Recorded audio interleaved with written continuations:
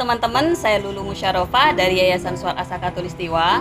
Hari ini kita akan melakukan review buku tulisan Abraham Ali Fakih yang berjudul Dari Penjara ke Penjara. Buku ini menceritakan tentang perjalanan Tan Malaka sebelum Indonesia merdeka. Dalam buku ini terdapat 3 bab. Bab yang pertama menceritakan kisah awal perjuangan dan pembuangan Tan Malaka. Tan Malaka di bab ini menjelaskan bagaimana sebenarnya sistem hukum yang harus dianut oleh Indonesia. Nah, awal perjuangan itu dimulai ketika Tan Malaka menjadi seorang guru, di mana di sana Tan Malaka sangat kaget ketika ia pulang ke kampung halamannya. Ternyata di kampung halamannya dia menemukan bahwa masyarakatnya banyak diperlakukan sewenang-wenang oleh tentara Belanda. Hukum yang dimaksud di sini adalah hukum terkait hak asasi manusia. Hak apa saja yang harus dipenuhi oleh negara terhadap masyarakat. Pada zaman penjajahan Belanda, masyarakat Indonesia sama sekali tidak mendapatkan hak yang dimaksud oleh Tan Malaka, seperti hak untuk mendapatkan pendidikan, hak untuk bebas, hak positif dan negatif itu semuanya tidak dipenuhi oleh pemerintahan Belanda terhadap masyarakat Indonesia.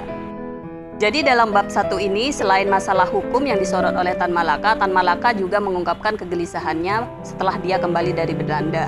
Tan Malaka sempat diminta oleh Dr. Jason untuk menjadi guru untuk anak-anak para petani. Namun setelah Tan Malaka menjadi guru, Tan Malaka berpikir kenapa dia harus tidak boleh mengajarkan tentang bahasa Melayu. Karena di sekolah Dr. Jason itu, anak-anak para petani hanya diminta untuk diajarkan bagaimana cara mencangkul yang baik. Sedangkan mereka tidak dilatih bagaimana supaya mereka bisa membaca dan menulis. Maka dari situ Tan Malaka berinisiatif untuk mengajarkan mereka bahasa Melayu.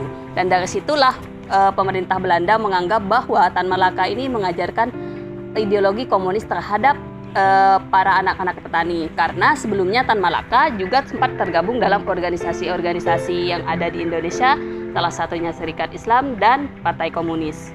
Di bab 2 ini kita akan membahas kembalinya Tan Malaka ke Indonesia, menyongsong kemerdekaan. Jadi selama dalam masa perasingan, Tan Malaka tidak hanya membuat sebuah tulisan, tapi dia juga menemui orang-orang Indonesia yang ada di perasingan tersebut. Namun, saat berada di perasingan tersebut, Tan Malaka kembali ditangkap oleh tentara Inggris karena dianggap menyebarkan ideologi komunis yang berbahaya terhadap sistem pemerintahan Inggris pada saat itu. Nah, di bab 3 ini Tan Malaka membahas tentang ide dan perjuangan Tan Malaka pasca proklamasi. Nah, jadi pada bagian ini Tan Malaka membahas tentang persoalan seputar kemerdekaan Indonesia dan apa saja sih yang dihadapi Indonesia pada pasca kemerdekaan.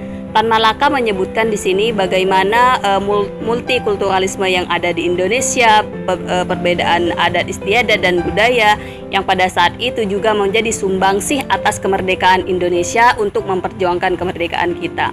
Nah, di sini Tan Malaka sebenarnya juga sedikit menyorot terkait Soekarno yang cenderung masih ragu-ragu untuk memproklamasikan kemerdekaan.